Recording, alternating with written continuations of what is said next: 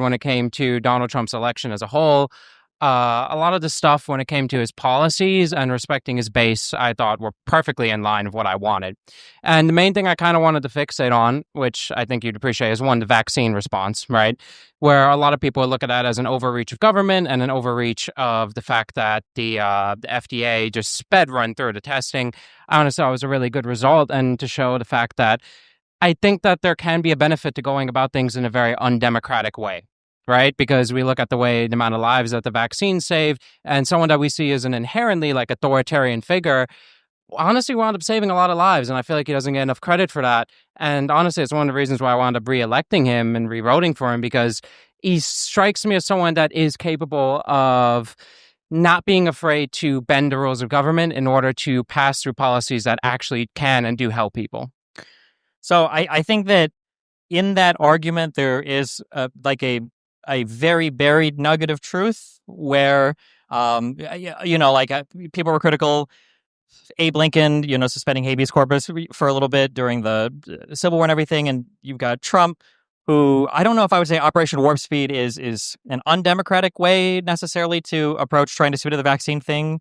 The only reason I say it is because democracy can mean a lot of different things. It doesn't mean that the executive is acting, therefore it's not democratic, right? I don't know if he necessarily broke any laws or any rules. But I would say that the biggest issue when it comes to looking at Donald Trump breaking rules is his lack of a coherent plan, or his lack of vision for what he's trying to do. Sometimes ends up, shooting himself in the foot, as opposed to actually being able to take advantage of the thing that he's done. So, for instance, I kind of say that as a backhanded compliment when people say, well, what was good about Trump? And I'll say, oh, well, Operation Warp Speed. And the reason why it's a backhanded compliment is because Trump doesn't take credit for Operation Warp Speed anymore, because he poisoned his entire audience against the vaccine, such that when you say it saved lives, it did. It saved Democratic lives, because in general, Democrats are more likely to get vaccinated than Republicans were. Yeah. So you made a lot of solid points there, and in a roundabout way, I think some of the things you bring up with the fact that he often shoots himself in the foot is a very Trump thing to do.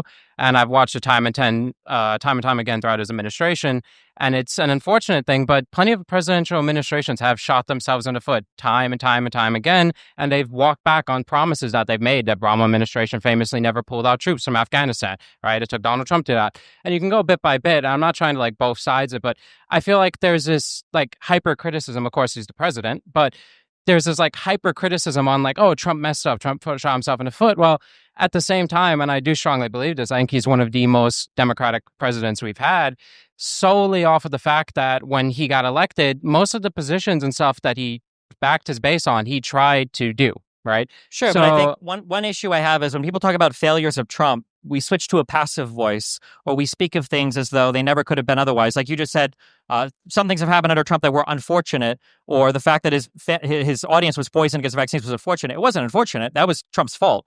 It wasn't that these things just happened to happen under Trump. It was his poor leadership that directly caused these things to happen. And a lot of the talk around COVID and around vaccines, that was just his fault. That was bad leadership. I'm not sure if I would agree with that, mainly because of the fact that, if I remember correctly, the first thing that came out when there was talk about speedrunning the FDA's administration processes and everything was the fact that Donald Trump's administration and the Democrats in response were saying that, well, we shouldn't take a Trump vaccine, right? I'm trying to remember the specific elected representatives. And so I think the specific statements where you could argue that they weren't the most responsible statements, something like, I wouldn't trust what Trump says, I would have to see what the FDA says or something, right? Which were statements that were said, but Democrats ended up taking it and Republicans didn't. But this is the thing, right? So if the Democratic administration can make claims or statements on certain positions on the vaccine, and then when they actually wind up, then the public hears it, and the Democratic administration's public doesn't actually follow through on what their representatives say, then I don't know how much you can actually fault Trump for his own supporters letting themselves die and not taking the vaccine. Well, I think the issue is that it's a false equivalence to say that Democrats signaled against the vaccine as hard as Trump and the Republicans signaled against everything COVID related. There were a couple of statements that Democrat lawmakers probably shouldn't have made with regards to the vaccine. But they were bordering on irresponsible, maybe. But Trump, when COVID first came here, right? People don't like Fauci because they said one of many things. Now they say he lied about masks early on. Donald Trump lied about how much COVID was here for over a week. He said there's just probably one case, there's maybe 10 cases, there's maybe 100 cases, when there were tens of thousands of infected people in New York City. I mean, I feel like there's been an issue here because you're kind of conflating the response that Trump had with the like distribution of the vaccine and everything, and what his fellow Republicans said about the vaccine, versus the fact that like there's only so much you can do when your own base kind of runs with different things. Trump was never in opposition to the vaccine. He made it. He even, proudly proclaimed at many different, events he went to that he proudly got the jab and stuff. So while Trump isn't like inherently against the vaccine, he did critique elements of the administration and the CDC, like Fauci, like other representatives. So while there is like gridlock there, I don't think just because there's gridlock that all of a sudden magically your base just kind of caters or something. I mean, I don't think like it's You don't think right. Donald Trump constantly undermining and attacking the government is what led to Republicans not trusting the government? People are supporting Donald Trump because the establishment is so focused on the material conditions rather than the narrative conditions. I think narrative is important. I think another way to kind of phrase what you said a little differently, or to look at it from a slightly different perspective that I think incorporates the same kind of idea, is Democrats have kind of been focused on governing and maybe some like social movement related stuff, and Republicans have worked really hard on messaging over the past 3 decades, my whole life. It seems like Republicans have just always been really good at messaging. Like, even if you think of, I grew up on like kind of the talk radio world. Like, the talk radio world was always way more exciting on the Michael Savage and the Glenn Beck and the Rush Limbaugh side, as opposed to like there's literally the meme of the NPR voice, right? That just sounds like a boring FM radio talk show host that talks whatever with the jazz music in the background. And I think that one thing that has changed our lives in just unbelievable ways, my life, I don't know about you, and I don't know about some of the people in here because you guys are younger, but like the internet has just truly, in ways that nobody could have imagined, and in ways that people don't even give enough credit for, have just fundamentally altered so many different parts of society. And I think that as the internet has changed us a lot, I think one of the things we've kind of run into is a bit of that kind of crisis of meaning. I think that there is so much out there now. There are so many different pieces of discrete information, of different facts, that people are like hungry for somebody to come together and just weave it all together in a compelling story for you. Because left to your own devices, if you were to go online, you've got the big podcasts, the Joe Rogans and your Daily Wires and your fun social podcast, but there's like a million different shows between Facebook and X and all these other things, and who knows what's right or what's wrong. And I think that Republicans, because I think they've completely given up on governance. They just don't give a fuck about any of that process at all, and they've only focused on messaging. They were able to come in and just capture that space so well. All of my analysis of Donald Trump, I basically shifted gears to this entirely over the last few months. I just analyze him as like an influencer, and I think that describes most of his behavior. He operates in a way that he can just capture so much attention. That's all he wants.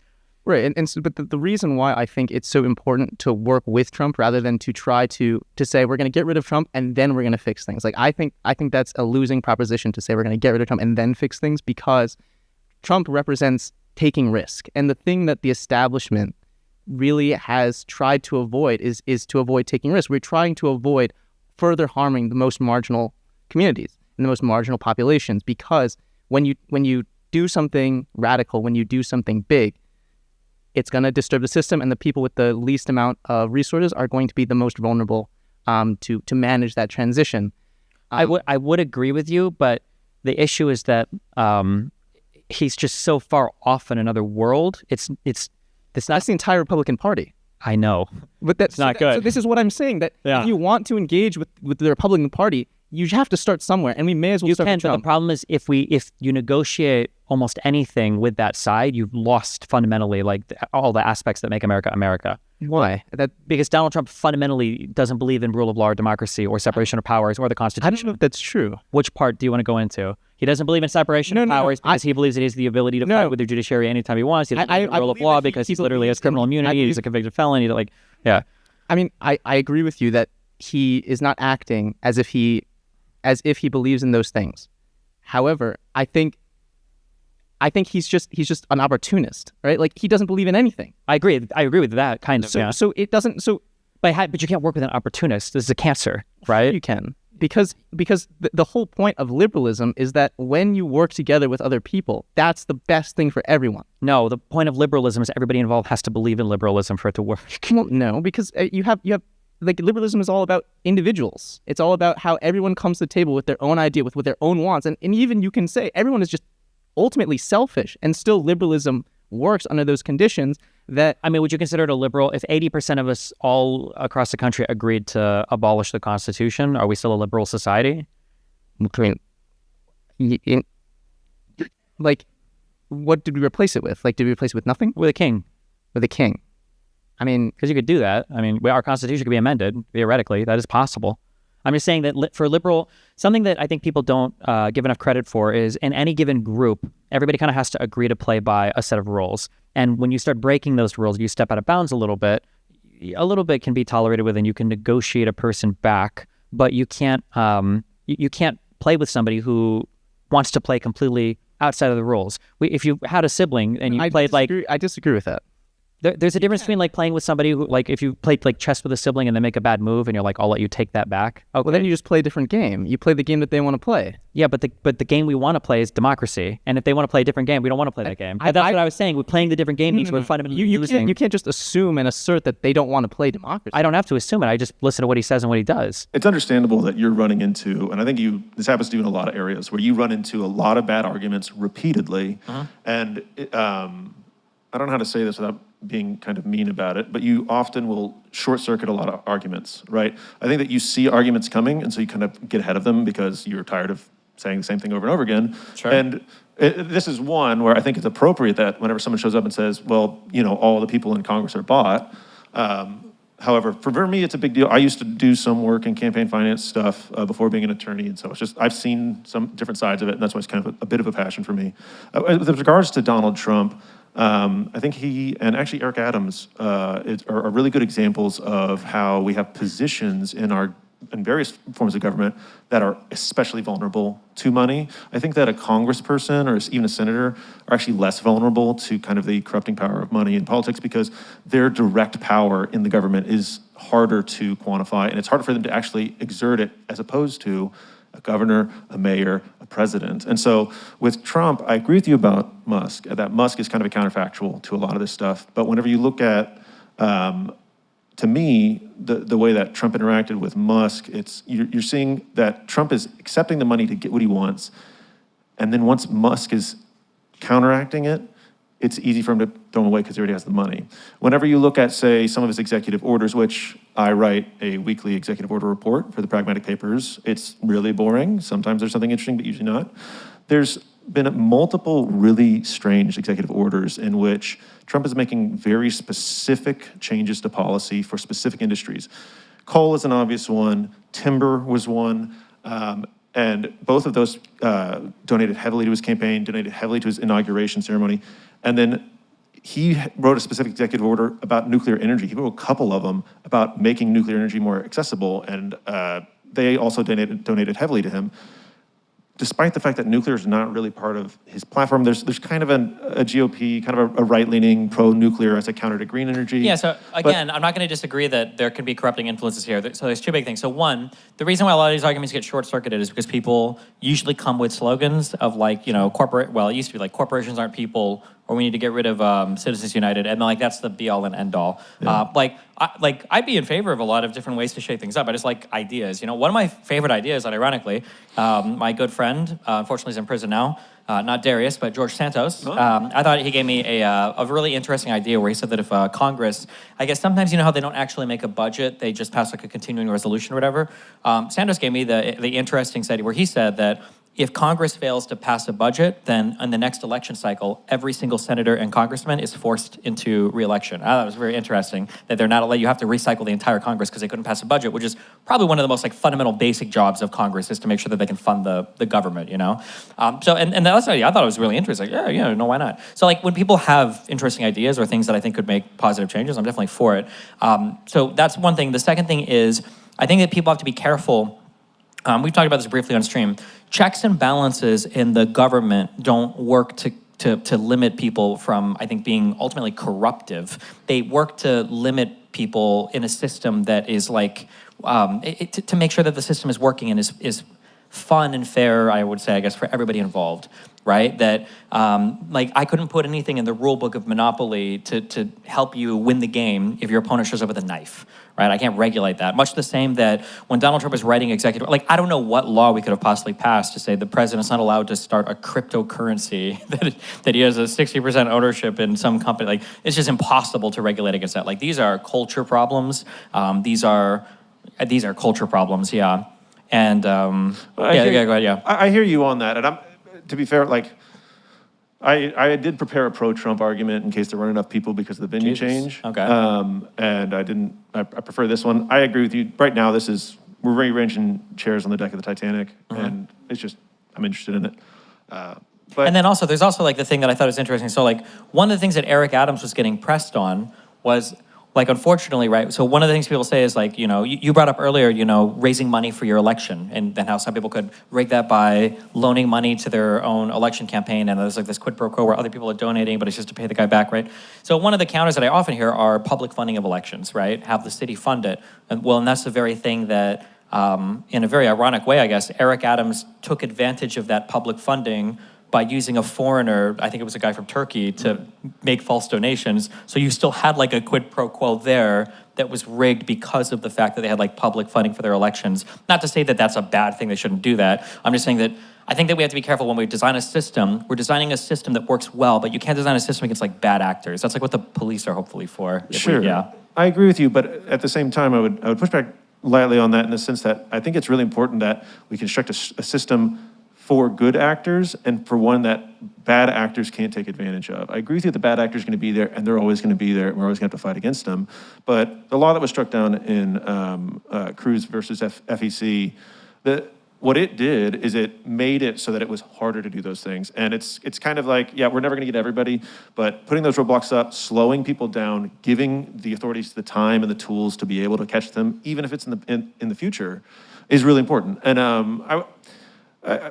we're not really disagreeing on anything here. We're just kind of describing our positions. So, but I would say that a lot of our policies, they're not really about creating necessarily like a government that works. It's creating a culture and society that has the motivations that we want in it and the kind of push and pull factors. You say a lot that like the important thing about taxes is to make money for the government, and you're not wrong. But a very important thing about taxes is that it creates the push and pull within the market, within a lot of our society for the things that we want to see. And I think that this is a similar thing. This is whenever we're saying, we want to motivate candidates to fund their own campaign, that's great. If by making it a loan, that way they can get paid back. And then people that aren't wealthy, maybe they put their house up for mortgage, they take that money, they put it in their campaign because they really believe in it, and then they get paid back later. And that was a big argument by the justices who voted in favor of the opinion, is that, these loans help people that maybe aren't, the Donald Trumps of the world, or, people that actually did self-fund. These are for people that they can take that risk, which I like that motivation, but then you're pairing it then with this other one where we need to be able to fence it in for the people that can come in, take advantage of it heavily. So Donald Trump, he has succeeded greatly with his tariffs, right? And I think you would agree with me. So think about that. Tariffs are bringing in a lot of money, okay? And it's 60, 70, 80 billion or more, yeah, so far, yeah. And that's 60, 70, 80 billion that our taxpayers don't have to pay. Why do you think that's a bad thing, Destiny? Well, I guess when the money's being invented and printed out of thin air, and that's why he's trying to pressure the new Fed chair, whoever that's going to be. Oh, and thankfully the one lady just stepped down, I think, this morning, so maybe he can put somebody in there. With true numbers, with real numbers? With true numbers, with real numbers. Gloria Semper. Yes, I can't wait for our 1 billion jobs created every year report coming in, yeah. So you agree? You agree it's a great one? I agree it's a great one, yeah.